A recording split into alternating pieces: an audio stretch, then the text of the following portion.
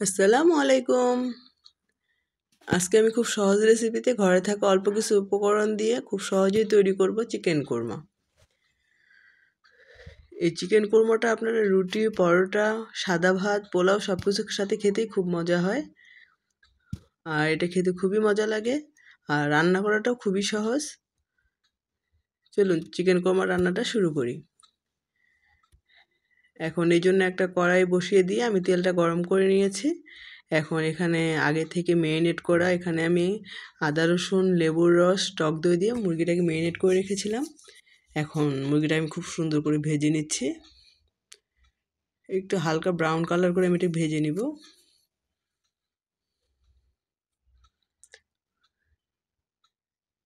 এখানে প্রায় আমি 1.5 কেজি মুরগির মাংস নিয়ে নিয়েছি।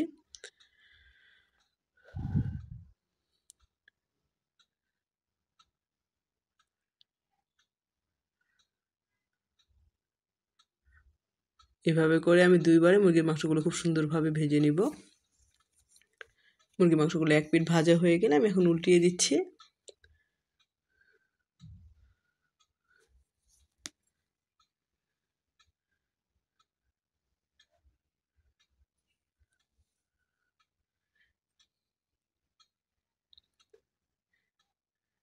এটা যেহেতু ফার্মের মুরগির মাংসটা রান্না করতে খুব বেশি সময় লাগে না, খুব অল্প সময় এটা তৈরি করে নেওয়া যায়। হাতে আধা ঘন্টা সময় থাকলে এটা প্রসেসিং করে রান্না করে নেওয়া যায়।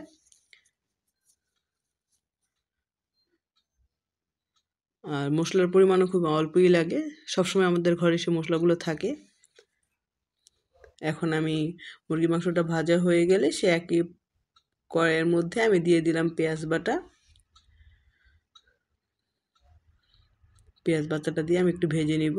এখানে আমি প্রায় 2টার মতো তেজপাতা আর গরম মশলা দিয়ে নিলাম। এখানে আমি 7 থেকে 8টি এলাচ আর 1.5 ইঞ্চির মতো আমি এখানে দিয়ে নিয়েছি দারচিনি।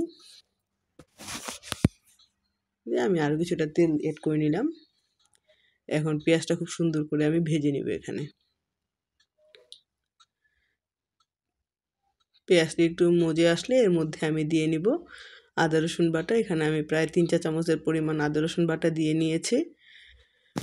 এখন মশলার সাথে খুব সুন্দর করে আমি এটা ভেজে নিব। এখানে আমি দিয়ে নিলাম 1 চা চামচ পরিমাণ জিরা গুঁড়া আর 1.5 চা চামচ পরিমাণ দিয়ে নেব এখানে আমি মরিচ গুঁড়া। 1 চা চামচ পরিমাণ দিয়ে নেব আমি ধনিয়া গুঁড়া।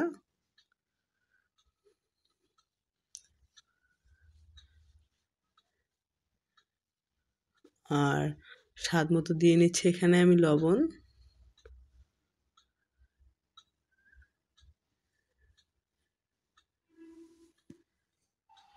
এই পর্যায়ে জিরা গুঁড়োটা আমার কম মনে হয়েছে, এখানে আমি আরও আধা চা চামচ পরিমাণ দিয়ে নিলাম জিরা গুঁড়া।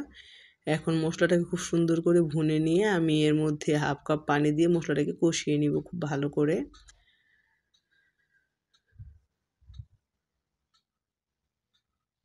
এখন এখানে স্বাদ মতো দিয়ে নিচ্ছি আমি এখানে চিনি। এখানে আমি 1.5 চা চামচ পরিমাণ চিনি দিয়ে নিলাম। এখন খুব সুন্দরভাবে বলক চলে এসছে আমার। এখন এই পর্যায়ে আগে থেকে ভেজে রাখা মুরগির মাংসগুলো আমি এর মধ্যে দিয়ে নিব।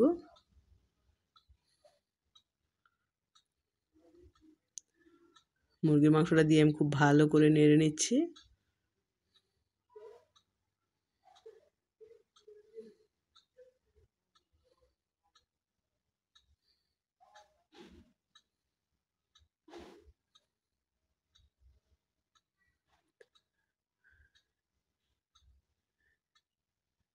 এখন আমি কয়েকটা কাঁচামরিচও দিয়ে নিলাম এখানে। এখন নেড়ে চেড়ে ঝোলটা শুকানো পর্যন্ত আমি এটাকে খুব ভালো করে রান্না করে নেব। ঝোলটা থেকে তেল ছাড়তে শুরু করেছে।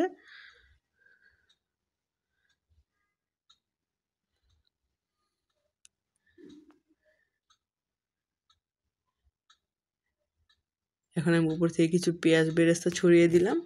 আর এখানে দিয়ে দিলাম আমি প্রায় 1.5 চা চামচ পরিমাণ, 1.5 থেকে 2 চা চামচ পরিমাণ আমি এখানে ঘি দিয়ে নিলাম। এই ভিডিওটা স্কিপ হয়ে গিয়েছে, সরি সেই জন্য। আর এখানে আমি লিকুইড দুধ দিয়ে নিলাম প্রায় আধা কাপ পরিমাণ। এখন খুব ভালো মতো একটা বলক চলে আসলে আমি এটাকে নামিয়ে পরিবেশন করব মজাদার চিকেন কোরমা।